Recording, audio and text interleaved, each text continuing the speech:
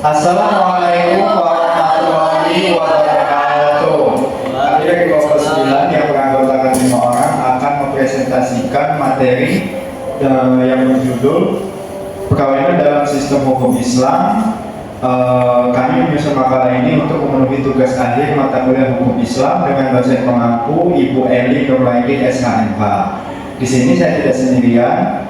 Kami menganggotakan 5 orang. Saya Julius Kaisar dengan NPM 2412 Saya Fedia Zila Lasmina dengan NPM 2412 01 1195. Saya Tafia Dwirania NPM 2412011152. Saya Felicia Marcel Sijabat dengan NPM 24 120 1138. Saya dari Melani Masaribu dengan NPM 24 120 1123.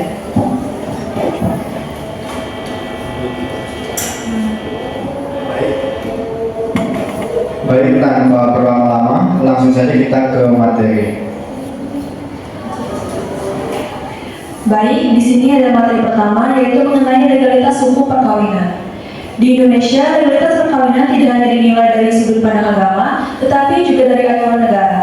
Jadi, sebuah perkawinan harus sah menurut agama yang dianut pasangan dan juga harus didaftarkan secara resmi. Dua aspek ini penting untuk memastikan bahwa perkawinan tidak hanya sah secara spiritual, tetapi juga memiliki kepastian hukum dan perlindungan bagi seluruh anggota keluarga. Boleh di slide?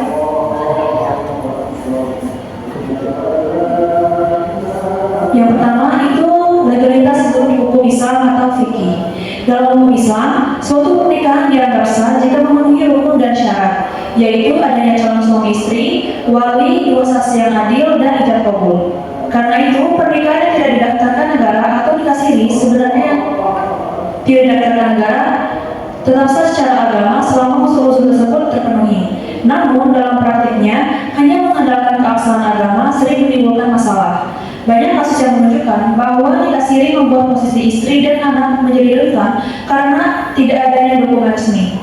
Mereka bisa kesulitan menuntut nafkah, membuktikan status hukum, atau mendapatkan hak waris. Karena itu, fikih kontemporer menekankan pentingnya maslahat, yaitu perlindungan dan kemanfaatan bagi keluarga. Pendaftaran nikah dipandang sebagai bagian dari upaya menjaga hak-hak istri dan anak agar tidak dirugikan.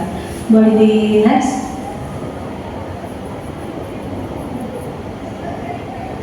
Baik, yang selanjutnya itu legalitas menurut peraturan perundang-undangan Indonesia. Menurut hukum Indonesia, terutama Undang-Undang Nomor 1 Tahun 1974, perkawinan baru dianggap sah jika dilakukan sesuai agama dan didaftarkan oleh pejabat berwenang. Pendaftaran ini bukan sekedar prosedur administratif, tetapi berfungsi sebagai alat perlindungan hukum. Dengan adanya akta nikah, suami, istri, dan anak memiliki bukti resmi untuk memperoleh hak-hak mereka, seperti dokumen kependudukan, hak waris, pengakuan anak, hingga perlindungan saat terjadi perceraian. Banyak pasangan yang menikah tanpa pencatatan akhirnya menghadapi kesulitan ketika ingin mengesahkan status mereka atau ketika ingin membuktikan hubungan keluarga di kemudian hari. Jadi, pendaftaran nikah sangat penting untuk memberikan kepastian hukum dan perlindungan bagi keluarga dalam sistem hukum Indonesia. Baik, materi selanjutnya akan dijelaskan oleh rekan saya, Tafia Dwirania. Oke, baik. Jadi materi yang kedua adalah konsep legalitas suatu perkawinan menurut fikih. Jadi perkawinan dianggap sah jika memenuhi rukun syarat nikah, yaitu yang pertama adanya calon suami dan istri yang setuju dan secara sukarela, yang kedua adanya wali, yang ketiga dua saksi yang adil, dan yang keempat ijab kabul yang jelas. Pencatatan negara bukan syarat sah nikah. Pencatatan negara bukan syarat sah nikah, namun dipandang penting dalam konteks modern untuk mencegah sengketa jalan dengan prinsip kemaslahatan. Pencatatan dianalogikan dengan Quran Surat Al-Baqarah ayat 282 tentang kewajiban mencatat transaksi untuk menghindari perselisihan. Lanjut, yang bisa ditolong di slide lagi. Oke, legalitas perkawinan menurut undang-undang. Yang pertama itu perkawinan sah jika dilakukan menurut hukum agama. Menurut pasal ayat 1 UU Nomor 1 Tahun 1974 dan unsur legalitas dan ini ada pasal 2 UU Nomor 1 Tahun 1974 itu yang pertama adalah perkawinan adalah sah apabila dilakukan menurut hukum masing-masing, agamanya dan kepercayaannya itu. Dan lalu yang kedua, tiap-tiap perkawinan dicatat menurut peraturan perundang-undangan yang berlaku. Merujuk pada kedua pasal tersebut dapat disimpulkan bahwa keabsahan suatu perkawinan disesuaikan dengan hukum agama pada pihak yang melangsungkan perkawinan itu sendiri dan wajib dicatatkan sesuai peraturan perundang-undangan.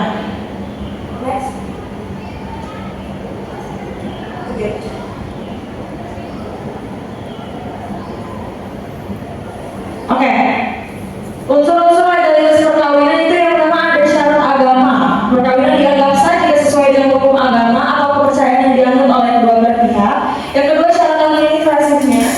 Setiap perkawinan harus dicatat berdasarkan peraturan perundang-undangan yang berlaku. Dan yang ketiga, pentingnya pencatatan. Meskipun tidak menjadi syarat sah, pencatatan sangat penting untuk memberikan kepastian hukum dan melindungi hak-hak yang timbul dari perkawinan tersebut. Perkawinan yang tidak dicatat dapat menimbulkan masalah hukum di kemudian hari. Oke, jadi kita lanjut lagi konsekuensi hukumnya. Jadi konsekuensi hukumnya perkawinan yang hanya memenuhi syarat agama tanpa dicatat tidak memiliki kekuatan hukum sebagai bukti otentik di mata negara. Akibatnya, hak-hak hukum seperti hak waris, hak anak, dan status hukum perkawinan tidak dapat ditemui secara hukum. Yang kedua adalah pencatatan oleh pegawai. Pencatatan nikah akan membuat perkawinan memiliki kekuatan hukum tetap dan memberikan perlindungan hukum yang kuat bagi pasangan. Oke, jadi materi selanjutnya akan dibacakan oleh rekan saya. Baik, saya akan melanjutkan materi yang selanjutnya, yaitu akibat hukum legalitas perkawinan apabila ketentuan tidak dipenuhi. Legalitas perkawinan di Indonesia merupakan aspek yang sangat fundamental yang fungsinya untuk menentukan apakah suatu perkawinan dapat menimbulkan akibat hukum atau tidak.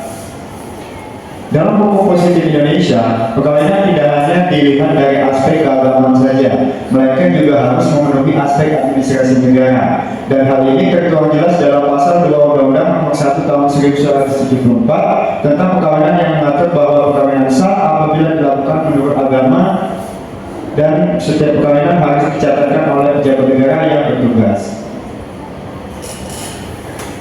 Kemudian pembatalan ini diatur dalam pasal 22 hingga pasal 28 Undang-Undang Perkawinan jika secara materi seperti batas usia, persetujuan kedua mempelai atau ketiadaan halangan perkawinan tidak dipenuhi, maka perkawinan dapat dibatalkan atas permohonan orang tua, pihak yang dirugikan atau pejabat terkait.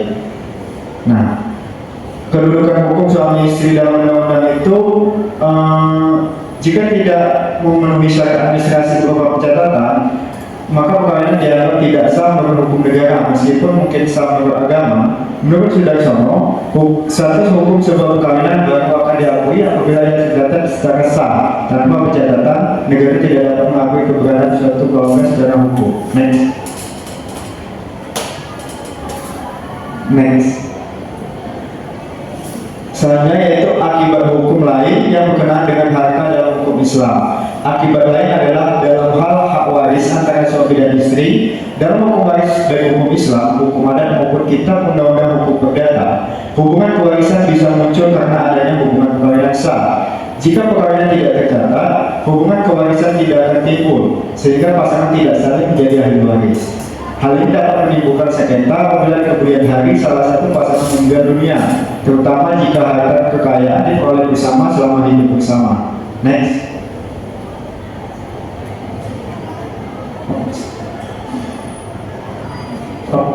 Dengan demikian, ketentuan legalitas perkawinan bukan hanya bersifat formal, tapi menjadi dasar munculnya seluruh hak dan kewajiban dalam hukum keluarga. Jika ketentuan ini tidak dipenuhi, maka berbagai masalah hukum muncul. Hubungan suami istri tidak diakui, hak waris hilang, status anak terpengaruh, harta bersama tidak ada, administrasi kependudukan terganggu, dan kepastian hukum yang tidak tercapai. Oleh karena itu, pemenuhan legalitas perkawinan merupakan kebutuhan fundamental dalam sistem hukum Indonesia untuk mencegah ketidakpastian dan melindungi seluruh pihak dalam keluarga. Next, selanjutnya akan disampaikan oleh saudari saya, Felicia. Selanjutnya ada konsep maslahat dan pencegahan mudarat dalam pengaturan perkawinan dalam hukum Islam. Maslahat merupakan konsep yang dijadikan sebagai pertimbangan utama dalam menyelesaikan masalah-masalah hukum Islam karena asas yang terkandung dalam maslahat adalah pemeliharaan dari maksud objektif hukum atau maqasid al-syariah yaitu pemeliharaan agama, jiwa, akal, keturunan, dan juga harta. Maka semua yang menjalin kelima prinsip itu merupakan maslahat dan kelalaian apapun dalam pemeliharaan kelima hal tersebut merupakan mafsadat. Menurut Al-Ghazali, maslahat harus berasas pada nasyara dan bukan pada akal semesta. Al-Ghazali menyatakan maslahat dapat diterima jika memiliki tiga kualitas, yaitu daruriyah, katiyah, dan kuliah. Konsep kemaslahatan dan pencegahan mudarat dalam hukum Islam diterapkan pada pengaturan perkawinan untuk mencapai tujuan syariat, yaitu melindungi 5 hal pokok: agama, jiwa, akal, keturunan, dan harta. Penerapan ini dilakukan dengan berbagai cara, mulai dari menetapkan aturan yang memelihara kebaikan hingga memberikan solusi atas kasus tertentu, misalnya melalui dispensasi nikah untuk mencegah mudarat yang lebih besar akibat pernikahan di bawah umur. Pencegahan mudarat dalam perkawinan menurut hukum Islam dilakukan melalui beberapa cara, seperti menghindari perkawinan yang dilarang oleh hukum Islam dan peraturan perundang-undangan, mengedepankan kemaslahatan atau kebaikan dengan mencegah kerugian, serta menggunakan prinsip sadus dzariyah atau menutup jalan menuju keburukan untuk mencegah terjadinya kerusakan yang lebih besar di kemudian hari, terutama dalam hal pernikahan anak. Selanjutnya akan dijelaskan oleh rekan saya dan baik.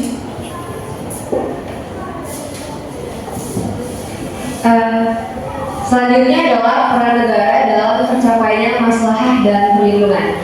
Maslahah dalam hukum Islam menekankan pentingnya menjaga kemanfaatan dan mencegah kerusakan, terutama dalam 5 aspek dasar, yaitu agama, jiwa, akal, keturunan, dan harta.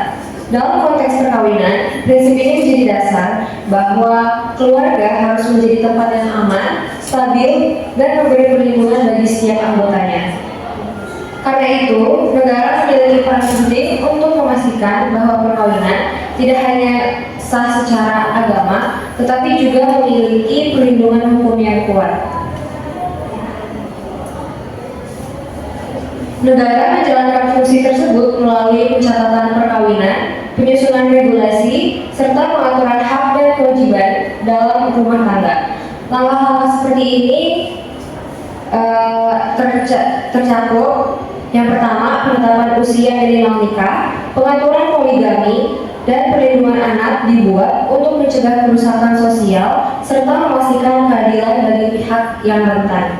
Selain itu, melalui peradilan dan mekanisme penyelesaian sengketa, negara memastikan bahwa setiap keputusan dalam konflik rumah tangga tidak berjalan sewenang-wenang dan tetap menjaga prinsip kemaslahatan. Selain aspek hukum, negara juga berperan dalam memperkuat ketahanan keluarga melalui edukasi, layanan sosial, dan program pencegahan kekerasan. Upaya ini bertujuan memastikan bahwa kemaslahatan tidak hanya dicapai melalui aturan, tetapi juga lewat dukungan nyata bagi masyarakat. Dengan demikian, negara berfungsi sebagai penjaga keadilan dan kemanfaatan dalam kehidupan keluarga, selama tetap mematuhi batasan syariat dan tidak mengubah ketentuan agama yang bersifat pokok. Jadi kami mengambil kasus pernikahan dini di Bantaeng. Pada awal Februari 2023, masyarakat di Kabupaten Bantaeng, Sulawesi Selatan dihebohkan oleh berita pernikahan 2 orang anak yang berstatus di bawah umur, yaitu seorang anak laki-laki yang berusia 12 tahun berinisial DK dan seorang remaja perempuan berusia 16 tahun berinisial SL. Kejadian ini berawal ketika keduanya kedapatan warga pemergok sedang berduaan di sebuah kebun oleh warga setempat. Situasi tersebut kemudian menimbulkan aib sosial menurut pandangan masyarakat sekitar, sehingga orang tua kedua anak merasa khawatir akan timbulnya fitnah, gunjingan, dan rasa malu apabila kasus ini menyebar. Akibat tekanan sosial dan rasa panik, keluarga kemudian mengambil keputusan cepat, yaitu menikahkan kedua anak tersebut secara diam-diam. Pernikahan itu dilakukan tanpa sepengetahuan aparat desa, tanpa dicatat di KUA, dan tanpa mengurus dispensasi usia ke pengadilan agama. Padahal, syarat pernikahan di bawah umur menurut hukum harus melalui izin pengadilan. Prosesi akad berlangsung sederhana di rumah orang tua salah satu pihak, hanya disaksikan keluarga dekat tanpa kehadiran penghulu resmi. Lalu, ketika video dan foto pernikahan tersebut menyebar di media sosial, kasus ini langsung viral secara nasional. Banyak pihak mempertanyakan keabsahan, alasan, dan dampak dari pernikahan dua anak ini. Setelah viral, aparat desa, KUA, serta Dinas Pemberdayaan Perempuan dan Perlindungan Anak di Sulsel turun tangan. Mereka memastikan bahwa pihak pemerintah tidak mengetahui dan tidak pernah mengeluarkan izin untuk pernikahan tersebut. DP3A menyayangkan keputusan keluarga, menegaskan bahwa menikahkan anak bukan solusi atas persoalan sosial, dan menekankan risiko besar pernikahan usia anak terhadap kesehatan, pendidikan, serta masa depan korban. Dalam proses klarifikasi, keluarga menjelaskan bahwa mereka merasa tidak punya pilihan lain karena takut anak tersebut akan menanggung malu dan omongan masyarakat.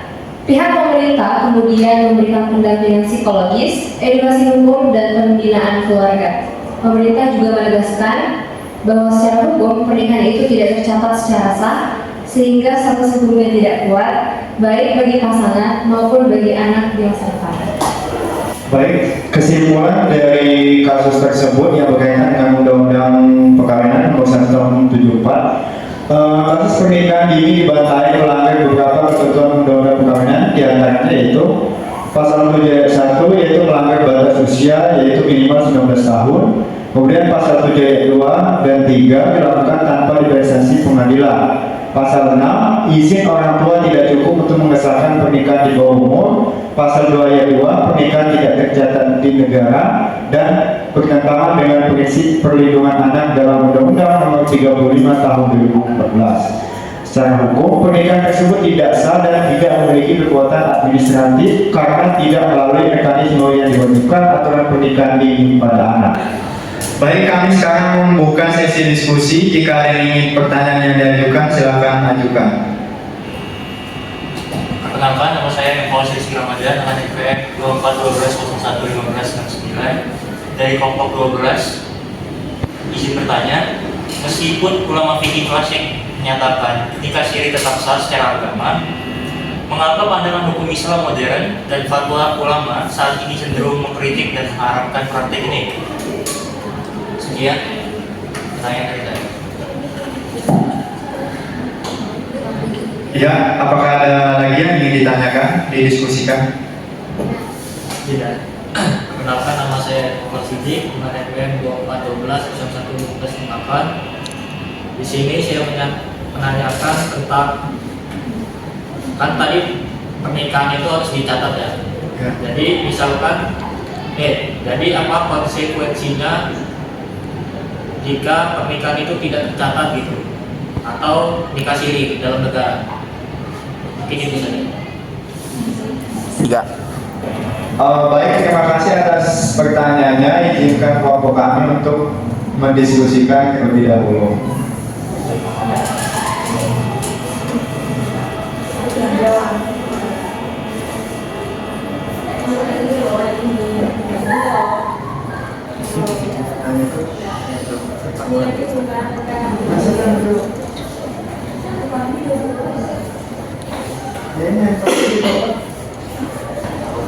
Baik, di sini saya akan menjawab pertanyaan dari Fawas. Pertanyaannya, meskipun ulama fikih klasik menyatakan pernikahan tidak tercatat atau nikah siri tetap secara agama, mengapa pandangan hukum Islam modern dan fatwa ulama saat ini cenderung mengkritik dan mengharamkan praktik ini? Jadi meskipun ulama fikih klasik menganggap nikah siri sah secara agama, ulama dan hukum Islam modern banyak yang mengkritik bahkan melarangnya karena melihat dampak sosial yang muncul. Dalam konteks sekarang, nikah tidak tercatat sering merugikan perempuan dan anak, seperti sulit menuntut nafkah, status anak yang tidak jelas, dan tidak adanya perlindungan hukum. Syariah modern menekankan maslahah, yaitu perlindungan dan kemanfaatan. Karena nikah siri sering bertentangan dengan tujuan tersebut, pencatatan nikah dipandang perlu sebagai bagian dari menjaga hak dan kepastian hukum keluarga. Apakah sudah cukup? Cukup. Baik, pertanyaan kedua akan dijawab oleh rekan saya. Oke, saya akan menjawab pertanyaan dari Noval. Pertanyaannya adalah apa konsekuensi hukum yang paling merugikan bagi istri dalam perkawinan yang tidak dicatat secara resmi oleh negara atau nikah siri. Jadi konsekuensi hukum yang paling merugikan bagi istri dalam perkawinan yang tidak dicatat atau nikah siri itu adalah tidak diakuinya status istri secara hukum, sehingga ia kehilangan seluruh perlindungan dan hak hukumnya, termasuk hak menuntut nafkah, hak atas harta bersama, dan hak memperoleh kepastian hukum ketika terjadi perceraian. Ketika perkawinan tidak dicatat negara, menganggap hubungan perkawinan itu tidak pernah ada, sehingga istri tidak dapat menggugat cerai, tidak berhak atas nafkah atau harta monogami, dan sulit mendapatkan pengakuan hukum atas anak, sehingga menempatkannya pada posisi yang sangat rentan secara hukum, ekonomi maupun sosial. Jelas? Oke, terima kasih. Baik, sekian presentasi dan diskusi dari kelompok kami. Apabila ada kesalahan, kami mohon maaf. Kepada Allah kami mohon ampun. Kami akhiri. Wassalamualaikum